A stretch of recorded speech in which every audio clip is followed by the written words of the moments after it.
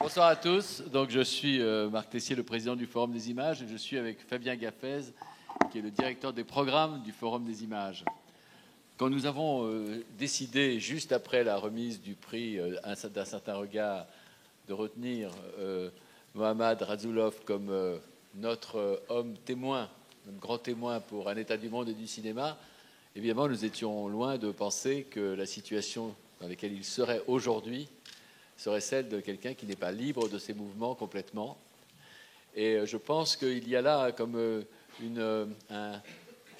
presque un témoignage de ce que nous cherchons à faire au Forum des images, à travers le festival Un état du monde et du cinéma, c'est-à-dire être là pour défendre la liberté d'expression, la liberté de tourner des films, la liberté de concevoir. Et c'est un grand moment pour nous, toute l'équipe du Forum des images. C'est un grand moment que celui de pouvoir, comme vous avez pu le voir, dialoguer avec lui aujourd'hui même dans cette salle. Et en tout cas, merci à vous d'avoir exprimé votre solidarité avec Mohammad Radzoulov en étant présent ce soir.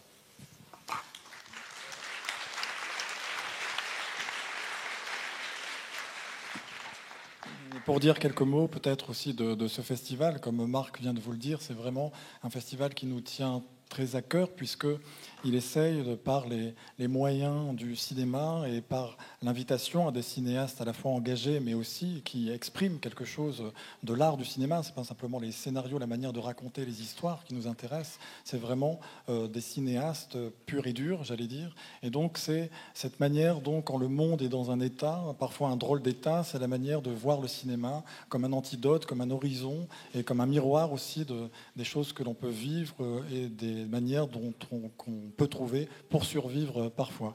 Et donc j'en profite également pour remercier alors toute l'équipe du Forum, comme Marc vient de le faire évidemment, cette belle maison qu'est le Forum des images, et plus particulièrement pour la programmation également, Charlotte Lenné, Laurence Briot, Gilles Rousseau et Javier Martin, qu'on peut applaudir.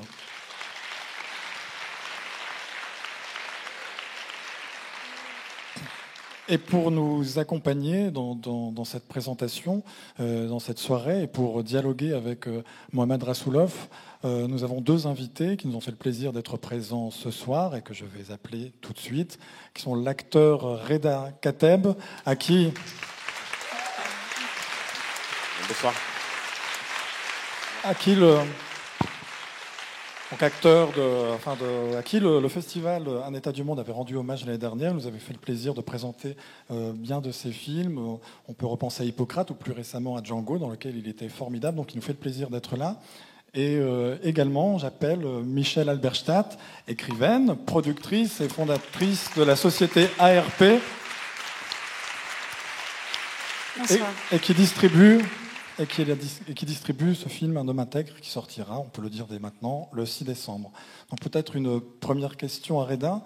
Il se trouve que Reda était membre du jury Un certain regard au dernier festival de Cannes qui était présidé par Uma Thurman, si mes souvenirs sont bons, et qui a décerné donc le grand prix, le prix Un certain regard à ce film que vous allez voir ce soir. Donc peut-être une question simple, qu'est-ce qui vous a, au moment de Cannes, qu'est-ce qui vous a touché, qu'est-ce qui vous a emballé, qu'est-ce qui fait que vous avez distingué ce film qu'on va voir? Du coup, moi personnellement, parce que je pense que dans le jury, on a été touchés tous très fort, mais sûrement pour des raisons différentes. On avait des discussions après chaque film, et à la délibération, c'était vraiment une évidence que ce film sortait du lot. Pour le coup, je ne connaissais pas le contexte dans lequel ce film s'était fait.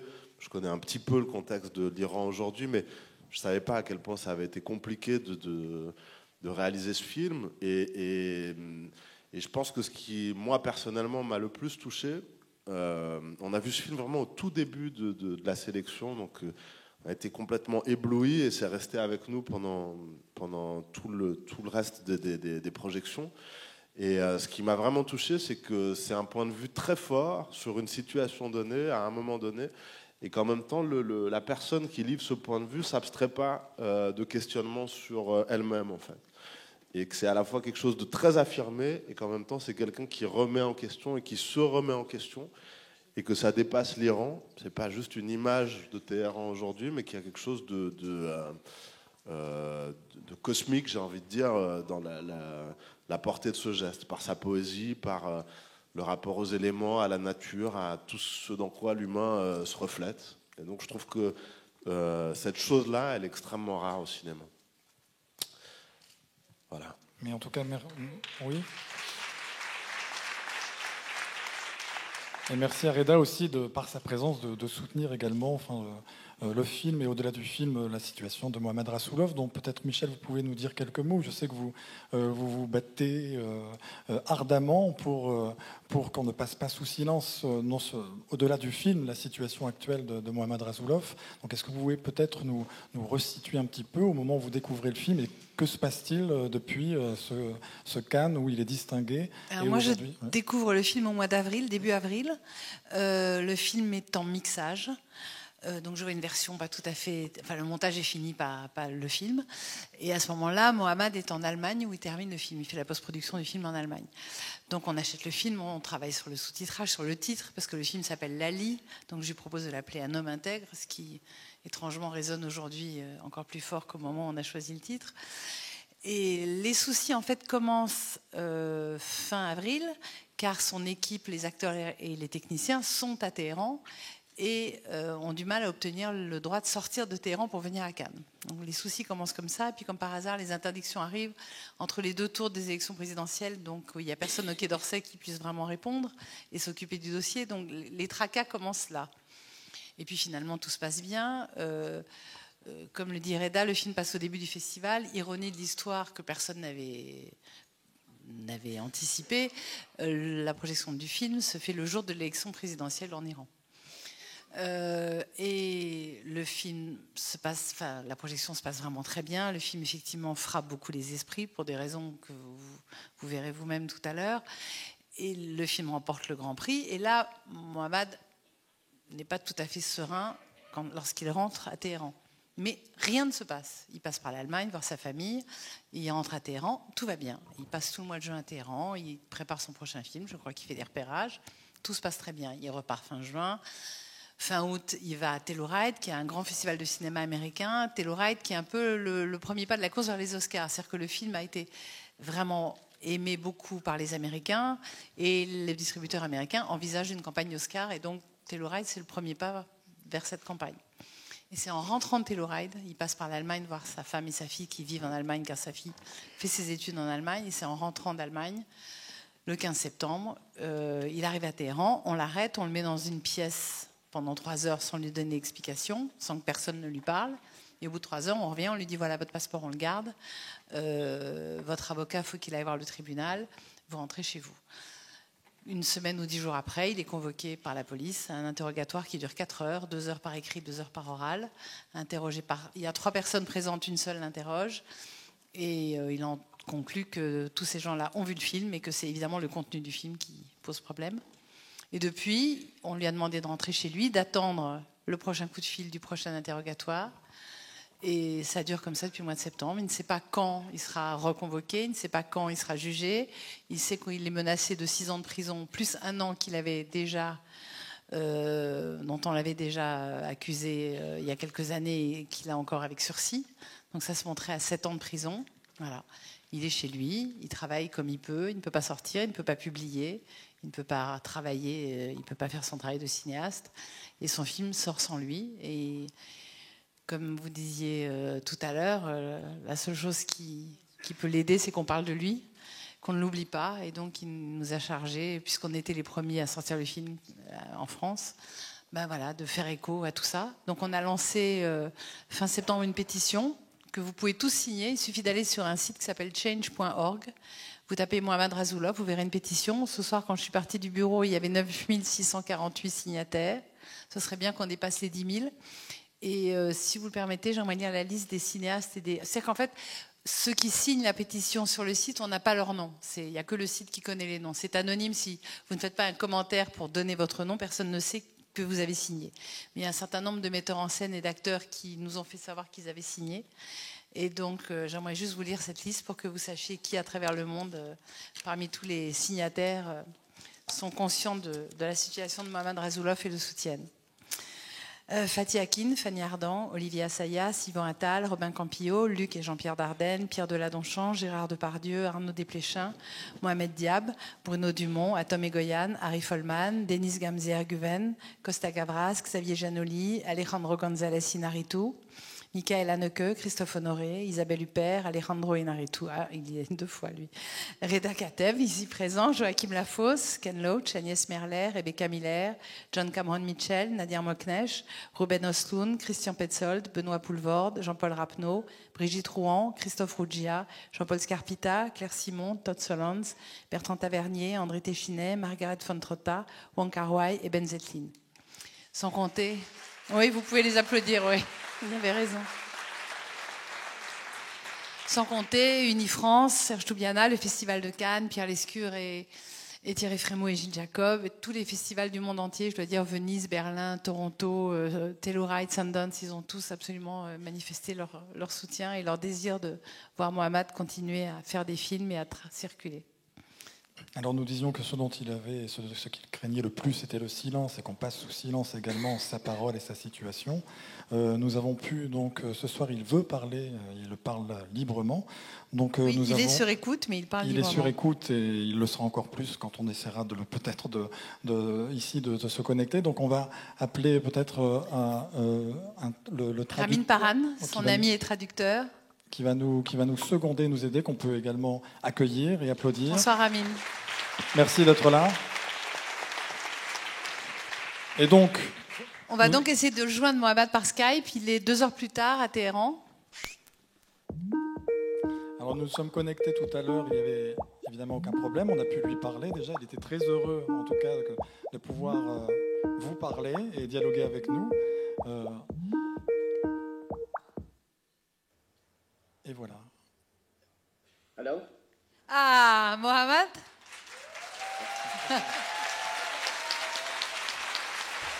Good evening, Mohamed.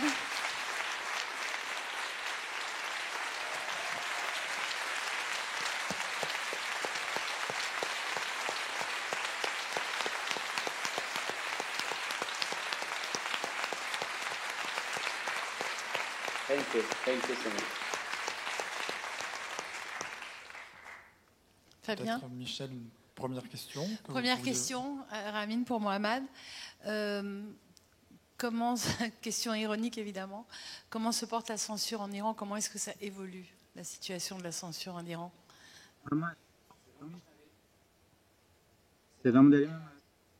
بله یه خورده قطع و وصل میشه یکم ولی اولین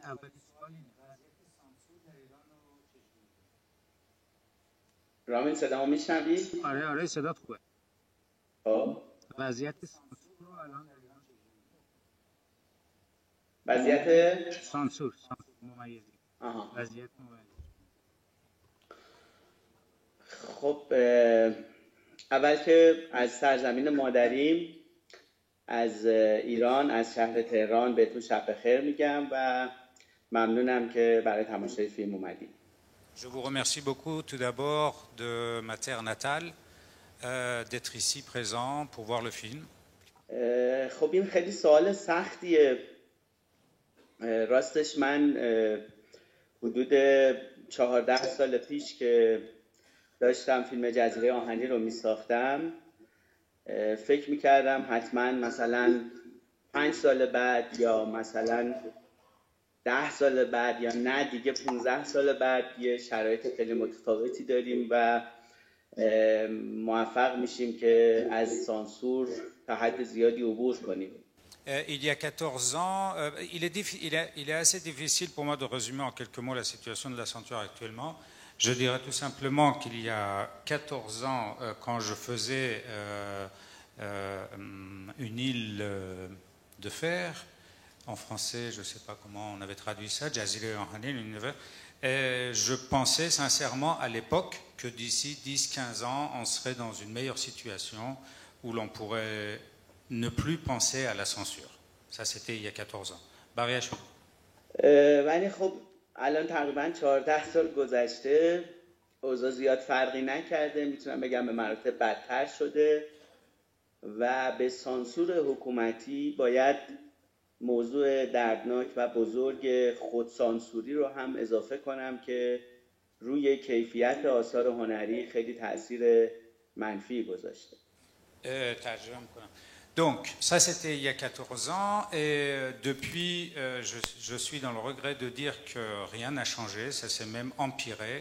Et à la censure de l'État, ce qui est pire, ce qui est attristant, c'est qu'à cette censure d'État qui s'est aggravée au lieu de s'améliorer, il faut ajouter malheureusement la censure personnelle, la censure que certains s'imposent à eux-mêmes dans leur travail, dans leurs œuvres. L'autocensure. Maman. گاهی اوقات فکر میکنم که ما همه آرتیستای ایرانی توی یه سالن، یه فضای خیلی بزرگ و تاریک هستیم که اسپیکرهای خیلی قوی داره و توی اون تاریکی که هیچکی رو نمیشناسه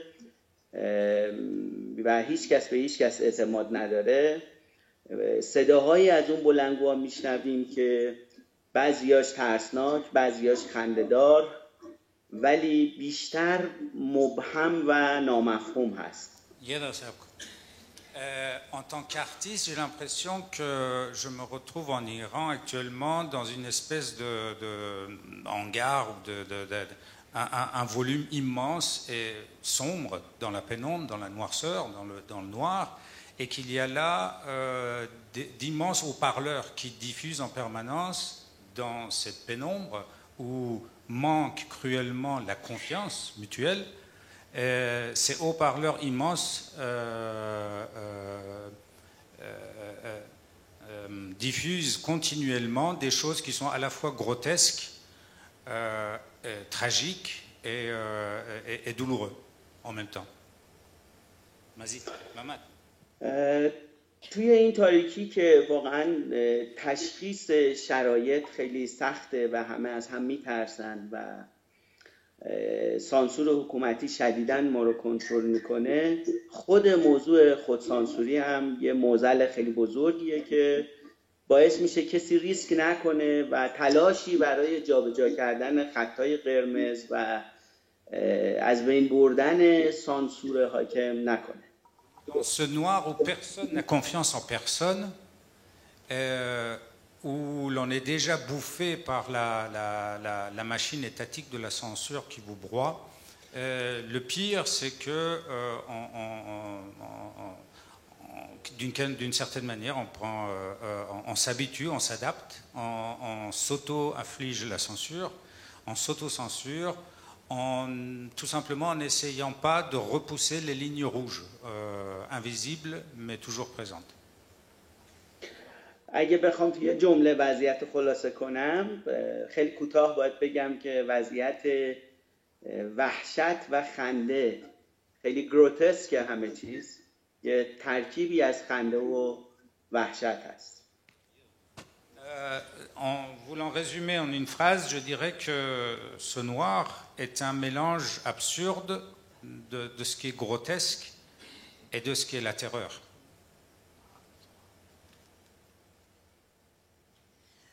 Mohamed, est-ce que la situation dans laquelle vous vous trouvez maintenant, est-ce que vous pensez que vous, en gros, vous incarnez le cinéma iranien indépendant que le gouvernement actuel en Iran veut voir définitivement s'éteindre? Est-ce que c'est ça? Est-ce que c'est le contenu du film ou c'est au-delà du contenu du film, le cinéma indépendant qu'on veut étouffer?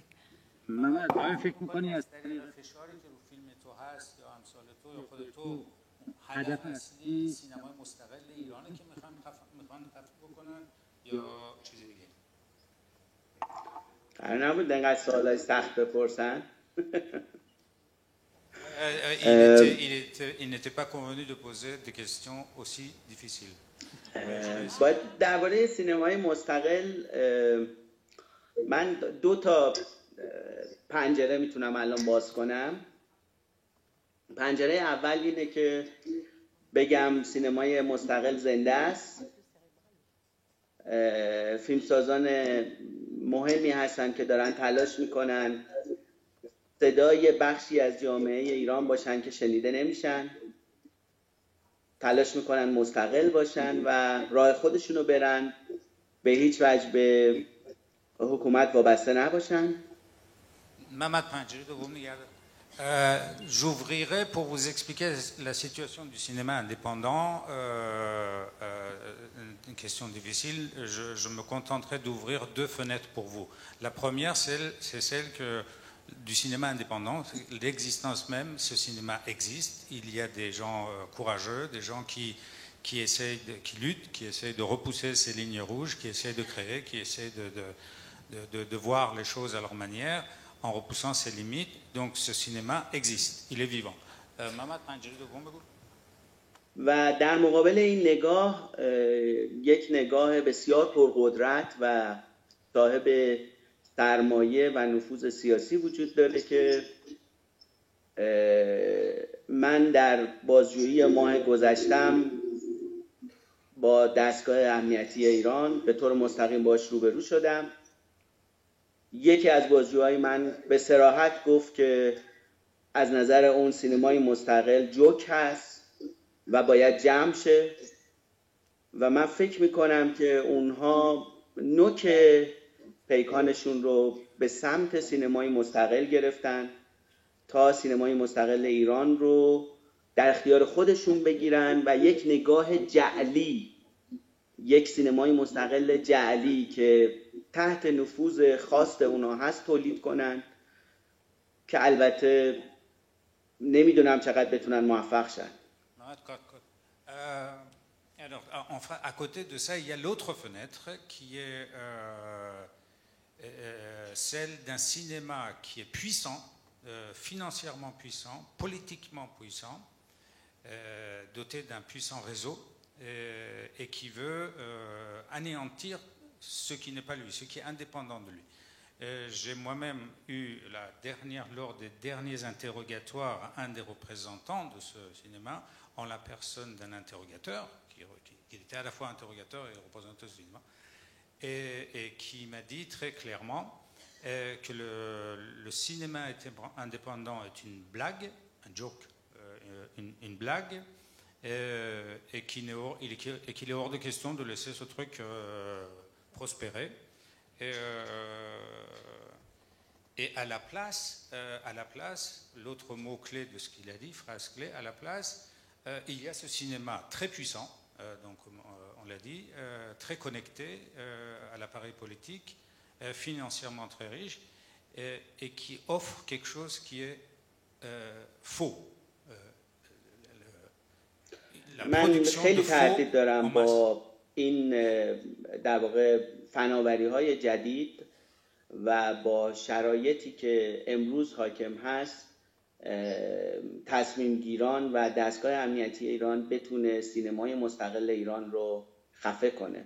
چون حتی فکر میکنم اگه همین انگشت شمار کارگردانان و فیلمسازانی که دارن تلاش میکنن مستقل باشن، حتی اگه همه اینا رو خاموش کنن و اونا رو یه روزی نتونن فیلم بسازن، باز نسل تازه‌ای از راه میرسه و به نظرم این یک خیال خامیه که دستگاه امنیتی در سرش داره و قطعاً موفق نمیشه. Mais c'est une lutte d'arrière-garde qu'il mène parce que c'est perdu d'avance. Il est impossible, de mon point de vue, d'arrêter ce cinéma indépendant. Il est impossible de vouloir le tuer. Il continuera à vivre étant donné le monde d'aujourd'hui et les technologies et les moyens d'aujourd'hui. Il est tout simplement impossible de tuer quoi que ce soit, à étouffer quoi que ce soit. Donc c'est perdu d'avance pour eux. Mamad ? امیدوارم که به زودی شاهد از بین رفتن خیلی از این محدودیت‌ها باشم، اما میخوام تاکید کنم اگه قرار وقتی این محدودیت‌ها از بین بره قطعاً باید توسط خود هنرمندا و فیلمسازان ایرانی تلاش برای از بین بردن این محدودیت‌ها به اندازه کافی انجام بشه. Donc, concluant en disant que je pense que la situation actuelle disparaîtra, les restrictions actuelles, les limitations actuelles disparaîtront, mais pour que cela vraiment arrive, il faut que les artistes iraniennes s'expriment et fassent quelque chose en ce sens également. Oui, je peux l'applaudir.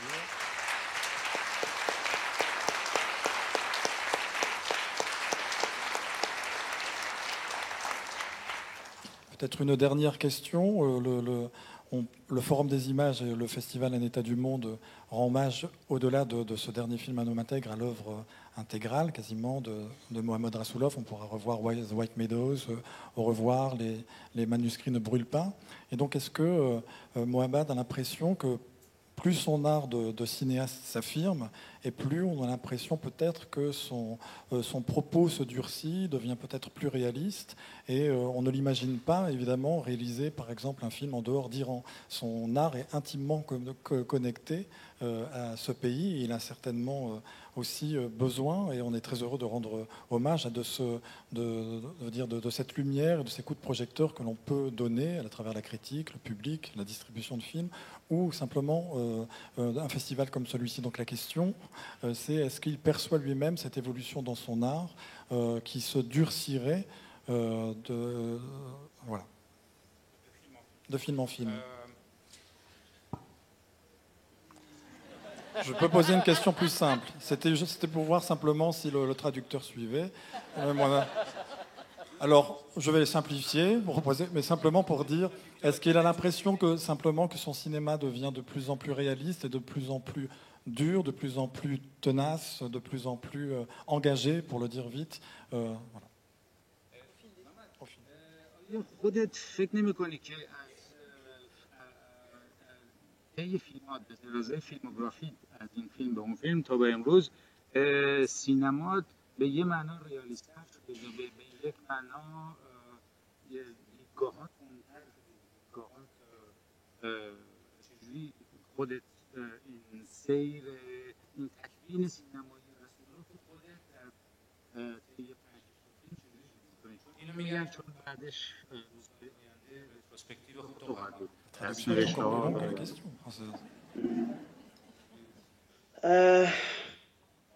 راستش توی تاریخ ایران خیلی پیش اومده که هنرمندا همیشه تحت فشار بودن و برای فرار از فشار حکومت به متافور و استعاره پناه بردن.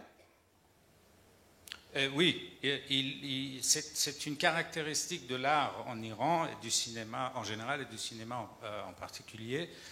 C'est dans notre histoire. Les pressions ont toujours existé et les artistes iraniens, quelle que soit leur matière, quel que soit leur domaine, ont toujours eu recours à la métaphore pour s'exprimer parce qu'il y avait toujours cette pression. وقتی من میخواستم کارم رو شروع کنم خیلی فکر میکردم که چطور میتونم هم انتقادات و نگرش انتقادیمو داشته باشم، همین که جوری فیلم بسازم که با سیستم سرشاخ نشم.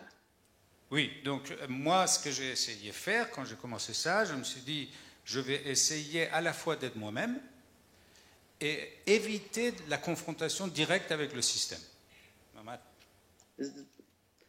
ضمن اینکه خیلی از متافور و استعاره‌ای که توی ادبیات کهن ایران هست خوشم میومد و بنابراین تصمیم گرفتم که با زبان استعاره فیلم بسازم.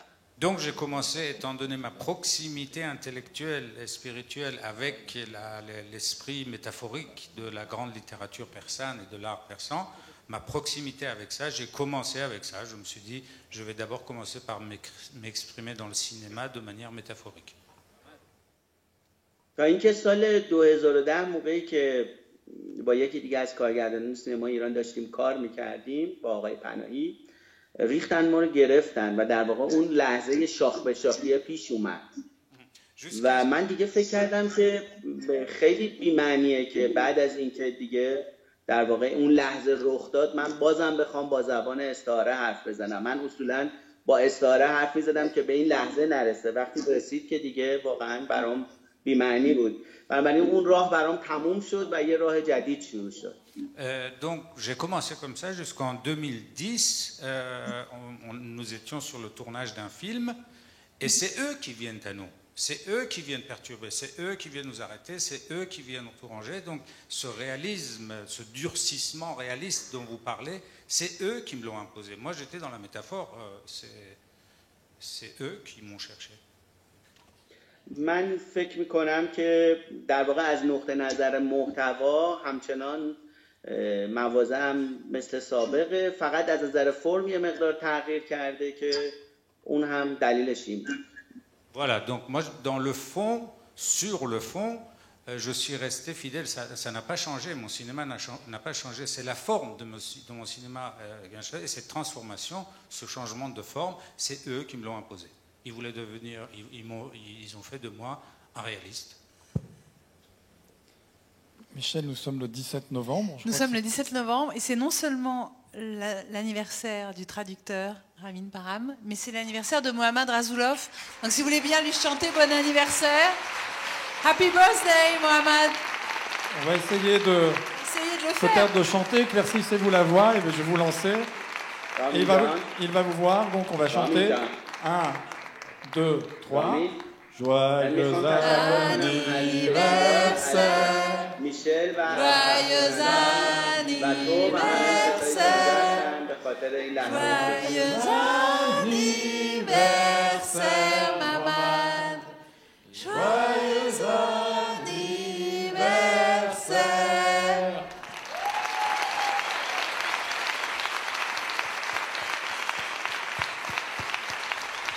Thank you. Thank you so much. Bonsoir. Bonsoir.